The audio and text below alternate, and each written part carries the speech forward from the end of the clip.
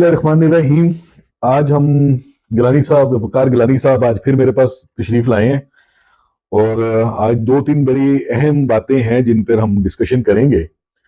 गिलानी साहब, आज सुनने में आया है कि प्रेसिडेंट साहब के पास सागदार साहब गए थे कोई ऑर्डिनेंस करवाने के लिए, जो 170 बिलियन डॉलर्स के जो नए टैक्स लगाने हैं उसके ऊपर। तो सदर साहब ने इनकार कर दिया उस पे थोड़ी सी बात करते हैं और फिर आगे एक दो और इम्पोर्टेंट इश्यूज हैं जिन पे बारी बारी बात करते हैं।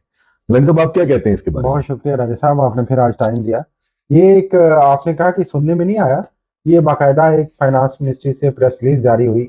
आपको याद होगा कि जिस दिन आईएमएफ का डेलीगेशन गया था, तो सुबह के वक्त जो सागदार साहब ने प्रेस कॉन्फ्रेंस की जी थी, जी। उसमें उन्होंने कहा था कि हम 170 अरब रुपए के नए टैक्सेस लगाने जा रहे हैं, जो कि इस वक्त बड़े जरूरी और नागजीर है आईएमएफ की इमदाद के लिए, और उनको हम पार्लियामेंट या ऑर्डिनेंस के थ्रू जल्द से जल्द ला सकें। क्योंकि ये भी मैं आपको याद कराऊं कि